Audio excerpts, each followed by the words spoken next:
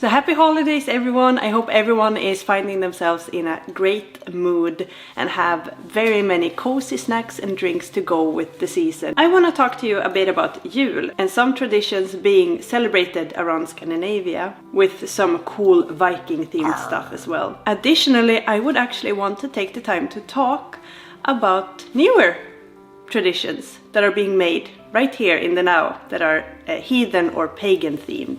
Today Oskar couldn't make it, so we will have to do with little julmor instead. First things first, what the heck is Yule?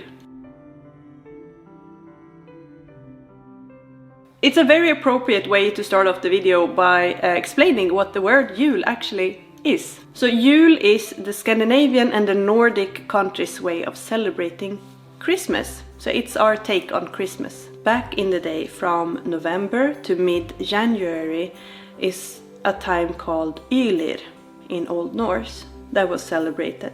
The Anglo-Saxons used to call this time Gyuli. In Finland they called it Julu, which was a celebration taking place during midwinter. We also had the celebration of Jultomte that took place between the period of the 13th of December to the 6th of January. And we can all agree that these names sound kinda the same, right? And why is that? Now that's a good question. The answer is that it is a whole riddle, actually. Some sources claim that Yule is actually a winter blot taking place in ancient Scandinavia. And it was held during the Iron Age by the Vikings, of course. But that the feast and the bloating during this time of year probably predated the Viking Age with a long time, that it was an old tradition. And since it is such an old expression and it's such a well-spread expression connected to these Yule or winter celebrations, there is a huge mix of ancient heathen traditions and newer, more Christian-leaning traditions, all in a big bundle like that. And it's actually really hard to tell where one mythological ancient tradition begins and a newer one ends. We don't know, they kind of flow into each other. And there is this very famous quote made by Adam of Bremen that is said to some extent, in some capacity, has witnessed, either himself or through his disciples, ancient ways of how the Uppsala people in ancient Scandinavia celebrated around this time of year. It goes like this. Every 9th year they have a 9-day blot, a big feast where folk from all of Svitjod gathers. And this is the old name for the area around in Middle Sweden during these times, during the Viking Age and a bit before. There they sacrifice 9 of every male creature, even humans, and the bodies are hanged in a grove close to their temple. No one gets to skip these blots, and everyone sends gifts to the gods, kings as well as the people. The ones that have taken on Christ have to buy themselves out of participating, which is the cruelest punishment out of all. And this is a quote by Adam of Bremen, 1050 to 1080, around that time. Why we have kept this name, Jul, Jul or Julo, no one knows. Maybe it was too rooted and too sacred to let go of. I don't have a hard time believing that this time of year and the celebrations coming with it have been so rooted and so important that the people just weren't willing to change the names. But at the end of the day, there is no definite answer to this. If you have any thoughts about it, please let me know. Heathen or Christian, where is the line? In Scandinavia, and Sweden particularly, I will talk a lot about Sweden because I have most experience with Sweden since it's my home country. The Christian faith came to Sweden more as a trend, as a modern, new, exciting thing. And it was more about the elite of the society, building connections, moving up in the world, than it had to do with any type of force from outsiders. Such as in Estonia, there came crusaders that with force wanted to make the people Christianized. That is not the case for Sweden. We actually were the people who tried to go to Estonia with force and Christianize them. But that's another story. So in Sweden it was the elite, the noblemen, the jarls. They set this standard. They were the celebrities of their time, and they set the standard that this is a new thing with these cool buildings, with this cool new god and his son that was born from a virgin and all of that, you know. They were basically just adding on top of their own culture, their own mythology.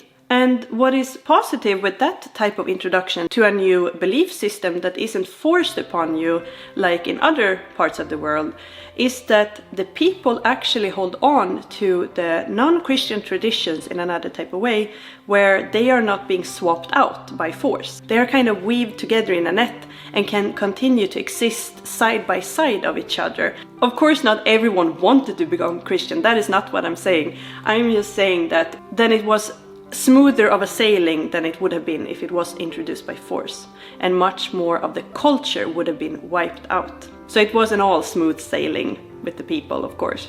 In Sweden, for example, we had the king Erik Segersäll, and Erik he tried to become a Christian. He really tried. He got baptized and everything, but then after a while he kind of grew tired of it and went back to his old heathen ways. It was actually his son, Olof Skötkonung, that became the first baptized and, you know, like continuously Christian king in Sweden. But as I said before, the heathen culture, because that's a deeply rooted culture that we are dealing with, and a new religion coming in and being trendy and everything. So they lived alongside each other in more or less peaceful ways for very long, because culture and religion are not always the same thing, and that is Sweden is a very good example of that, because even though a new religion can come into a country and become the most dominant religion there, it doesn't change the fact that the culture can differ. So even though we had Christians over here in Sweden, for example, we had a certain other culture than, for example, the Christians down in Rome. There is a difference in culture, but the belief is kind of the same, right? One should never minimize the power of culture, actually. Sometimes culture trumps religion any day of the week. But you get my point. The Christians of Sweden weren't the same as the Christians of Central Europe, for example. And in Norway we had Håkon the Good, who took the little crown on top of his head that said, "I Christianized Norway."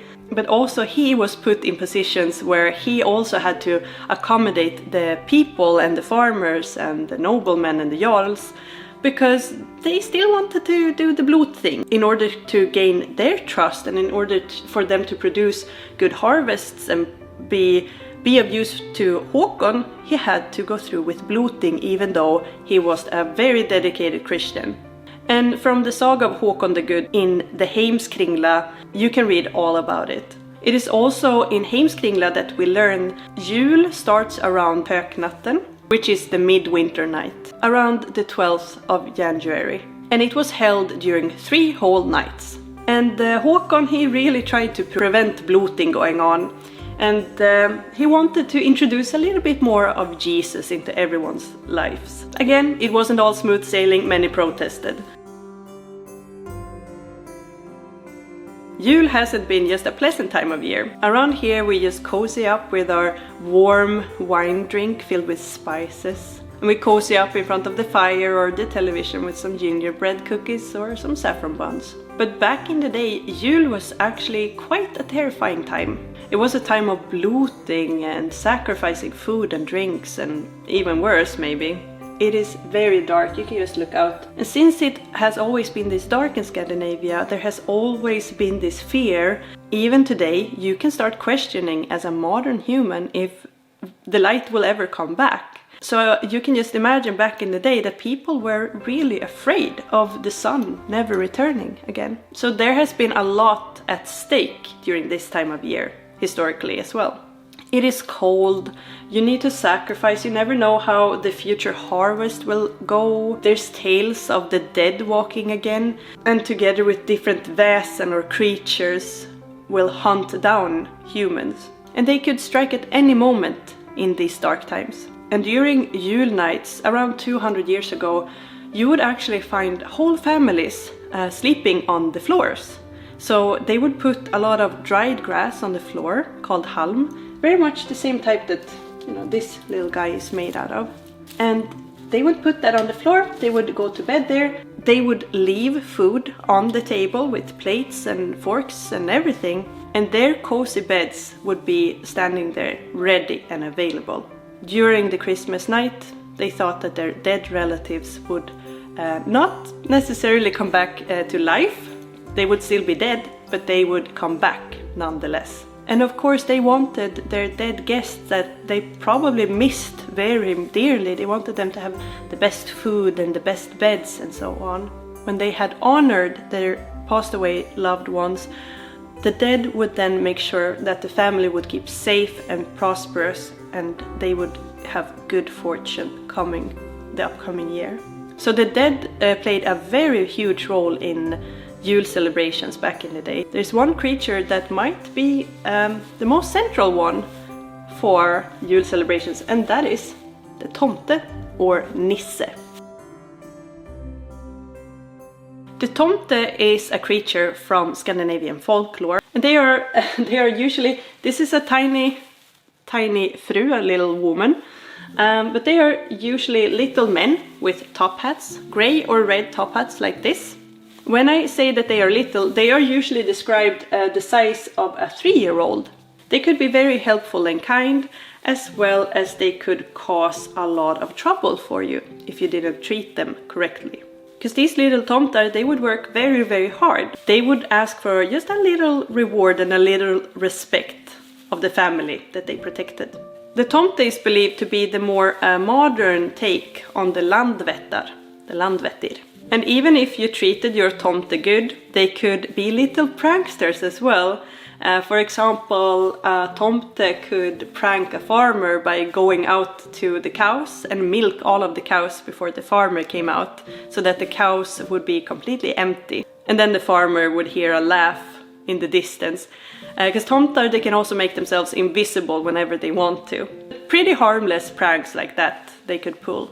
But to treat a tomte real good, you give them porridge with some öl, which is ale or beer. And also, important, in the porridge you should put a piece of butter as well. I said that the tomte is the more modern take on the landvettar. And the stories of tomtar go back to around the 1300s in Sweden. And there are actually thousands of written down encounters with these creatures. Today you can find these written sources at the Swedish Institute for Language and Folk Memory. And some of these sources are pretty scary, because some of them describe the tomte with, his little pointy hat and his little grey beard, but he has a big old eye in the middle of his forehead, which would be a pretty freaky sight. Besides not getting porridge and beer, the tomte is said to be angry at the family if they become too modern, because what will he do if they get a bunch of modern machinery at home? If he can't help the family? Then the tomte thinks that the family is very rude and he will move away for good. And if you wrong the tomte, he could actually answer with physical violence sometimes. And since they can turn themselves invisible, you wouldn't see it coming. But the other part of this is that if you spoil the tomte too much, if you give him too much, if you give him fancy clothes or give him too much beer and that too much of the butter, he will actually become a bit full of himself and then think that I'm way too important to hang out with this loser family. So then he would also move away because he wanted to adventure out in the world. It's like a little sour uncle moping around. The tomte, however, is very much not the same creature as the Jultomte. So, the big guy, the Jultomte, Father Christmas, the Coca-Cola granddad. Jultomten has so many different roots and so many different tales surrounding him. In some, he is a bishop from Turkey called Sankt Nikolaus that gave away all of his money. And a little known but still fun fact, Sweden could technically kind of claim the Coca-Cola Santa Claus. The creator of the Coca-Cola, Santa Claus, in the 1930s, his mom was actually Swedish and his dad was from Åland. So we will just claim that Santa as well. He's our Tomte now. I'm just kidding. Anyways, it is during the early 1900s that the Jultomte makes his first appearance, as far back as our written sources go. And in the collective memory of the Scandinavians of the early 1900s, children tell tales of knocking. During julafton, there's a knocking on their door, and it's the Jultomte coming. And the children, they muster up some courage and they go to the door and they open it up, but there's no one there. There's just a big sack of gifts for the children that had behaved nicely during the year. The Jultomte in Scandinavia was actually pretty shy at the beginning. No one ever saw him. That tradition came with the next generation, where the Jultomte started coming into the home and giving gifts. Some claim that the king of Christmas is Odin himself. Other sources claim that the Jultomte was actually a fallen king back in the day. And this so-called Christmas king, he was actually asleep during around 362 days every year in his forgotten kingdom at the top of the globe. And when the king of Christmas would wake up, the stars would start glistening extra beautifully. He is said to sometimes during the Yule night be riding on a goat. It's a huge goat with big black horns and red eyes, and it is said to sometimes eat children, probably the naughty children. And there's so many different stories about who this giant, happy and giving man is. There is probably a bit of truth to all of the different stories, and that all of them can kind of melt in together with each other. And even though he does different things in different countries, of course, because again, culture is in the essence of tradition. And he can play a bigger or a lesser role in the celebrations around the Christmas time. Before the Jultomte, we had this guy. Let's talk about this guy. Before the Jultomte or Santa Claus, we had the Yule goat. It was the Yule goat's job to bring gifts or punishments. Where the origins of the Yule goat or Julbock comes from is very debated, just as with the Jultomte. Some say that it might have to do with the story of the Christmas king riding on a big goat during the Christmas night. Other sources claim it has Christian origin and it has to do with the devil somehow, because you know, horns. And other sources believe that it actually has to do with Thor and Thor's goats, Tangnost and Tangrisner. So Thor's goat had magical abilities. They could be eaten over and over again. You could butcher them and eat them all day long. And the next day they would start living again. And with the tradition of the Julblot and eating and feasting, it isn't that hard to understand that that is a theory that some people have. We do, however, not have big sources backing this claim up. But it's a cool theory. It's a very cool theory. Anyway, the Julbock is still a very central part of Scandinavian and Swedish Yule celebrations, and we could not be without it. In Sweden we also have the Gävle goat, Gävlebocken, which is a huge statue of a straw goat that they build every year. And I've seen online that some people think that this is actually a tradition where people burn it up.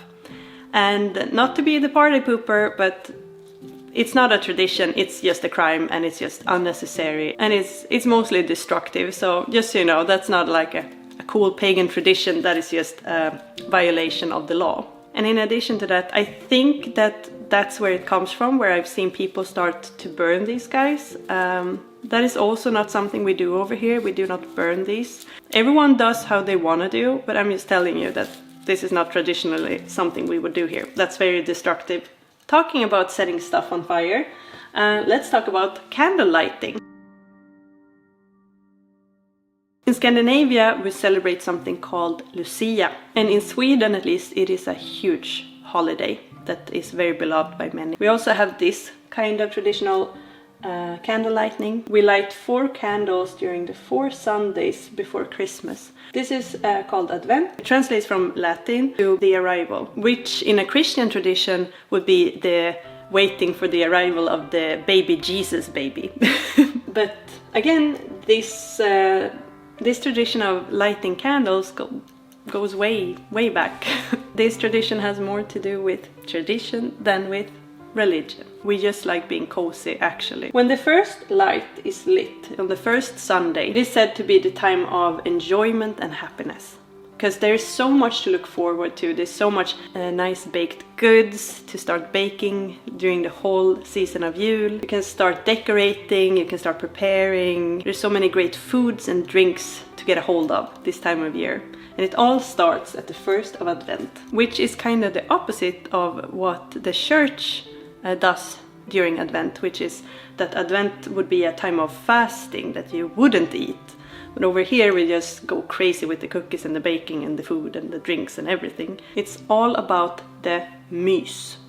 So mys is basically this feeling of warmth and coziness. And julmys is the best mys. The making of candles is also a very central part in the Yule celebrations over here. You can find the most lovely candles if you go to a Yule market in Sweden. And when the last candle and all of the other 3 candles burn, then you know you're just a couple of days or maybe just one day away from Yule. And that's a very exciting moment to light this candle. And lighting candles is also a very central part of the Lucia celebration on December the 13th. It is said to take place during the darkest day and the darkest night of the year. And that is when Lucia arrives with a big crown of candles in her hair, bringing warmth and light to the people. And this tradition, the Lucia tradition, actually has much older roots in Swedish folklore called Lusselångnatt. So Lucy, long night. And this tradition is said to take place during December 12th, so one day before Lucia, which would also be said to be the darkest day and the darkest night. And if you actually look into it and you start looking at old calendars, this all makes sense. Because if you look in calendars from the 1200s, the period between the 12th and the 13th of December is when the winter solstice would take place back in the day. This takes place every year according to the Julian calendars up until 1753, when we switched to the Gregorian type of calendars.